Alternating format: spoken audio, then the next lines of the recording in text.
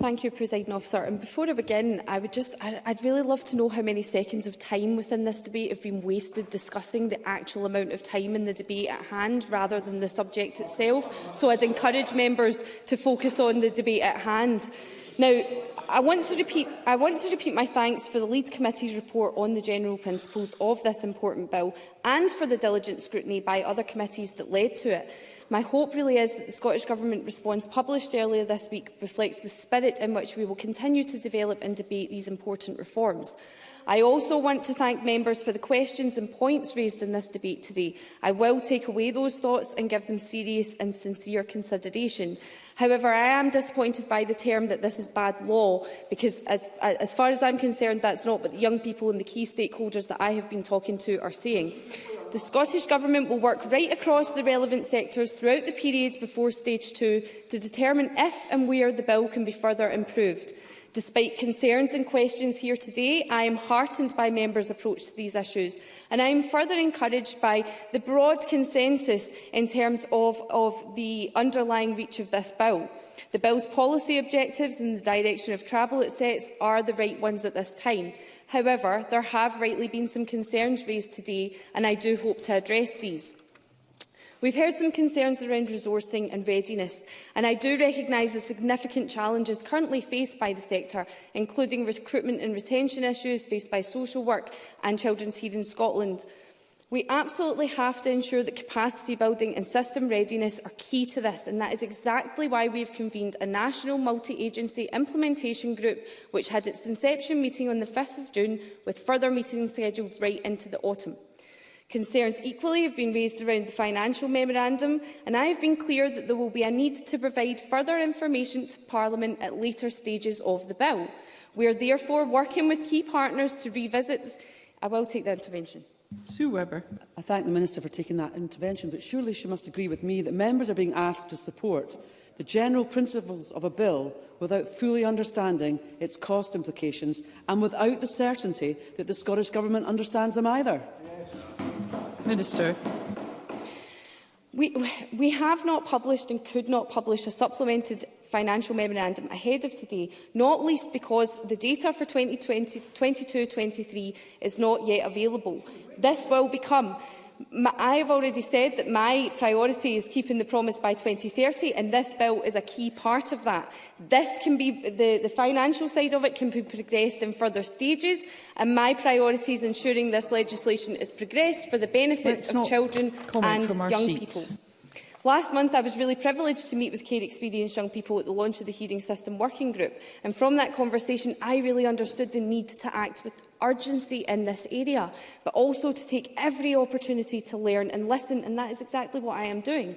Scotland's young people, especially those who have faced adversity and disadvantage, need us to get this right, and I will take that same time listening and learning approach to this bill as it progresses.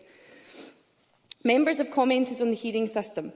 We know the hearing system is already dealing with 16 and 17-year-olds, and they are well equipped to think and act in a trauma-informed way for this age group.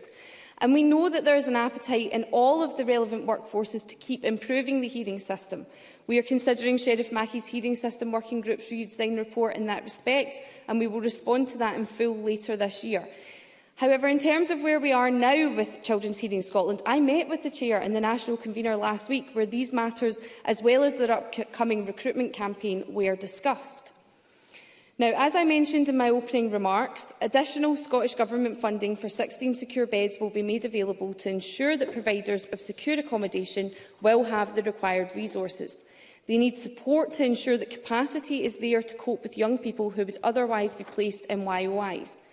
The important work underway on reimagining secure care will help identify any areas that can be improved for children needing the services of secure, and the profiling of the needs of young people currently in YOI will continue alongside the bill, so that secure centres can be supported to address the full spectrum of these young people's needs. Some things we haven't touched on or haven't had full time to explore. It makes it easier for a child, including as a victim, to remain anonymous during the investigation of a crime in court proceedings, and that is so crucial to their safety, rights and recovery. It gives discretion for courts to extend anonymity for children found guilty of an offence to allow them to be rehabilitated without damaging intrusion and speculation. Importantly, it will put tighter inspection regimes in place for providers who set up in Scotland to take children from elsewhere in the UK. Now, in terms of these cross-border placements, it is vital that these are only used in exceptional circumstances and where it is in the best interests of the child. Now, I was due to meet with the UK Government Minister for Children, Families and Wellbeing, Claire Coutinho, around about this very time today to discuss this matter, but that will now be rescheduled and I'm happy to update on that. Now, questions have also been raised around the 17.5 age, which was used in the financial memo. The bill provisions do enable all children under age 18 to access the children's hearing system, and this will be treated on a case-by-case basis. It will be a matter for the Lord Advocate, if and when reviewing the current guidelines, to consider if a cut-off age is needed. Now, moving to some specific contributions, I thank Ruth Maguire for her contribution and appreciate where the concerns come from. I would be happy to meet with the member to discuss this further at a later date. Audrey Nicholl rightly highlighted in her contribution that secure care is not a soft option, and this is not about soft justice, but about ensuring a trauma-informed and age-appropriate setting, giving children the maximum opportunity for rehabilitation. I also appreciate concerns raised by Ross Greer and Willie Rennie, although I didn't like the suggestion that I'm shrugging anything off.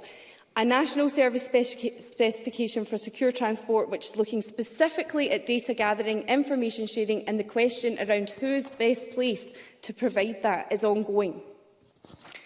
Now, I urge members to support this bill today and to allow it to move to the next stage in the parliamentary process. Scotland's children need these changes to be brought in and for improvements to be made to the outcomes we seek for them and the support that we provide. I am absolutely committed to keeping the promise and ensure that where needy children will have their needs met in a trauma-informed, age-appropriate way. That cannot happen when they are in systems designed for adults. This bill will have life-changing impacts for our children and young people, especially those from disadvantaged and care-experienced backgrounds who are disproportionately represented in the youth justice system. There is no doubt this is preventative. This will offer our young people the best chance for rehabilitation and the best chance to alter their life path. If you could we conclude, all have Minister. a responsibility to get it right for every child, and we can only do so if we all work together. Thank you.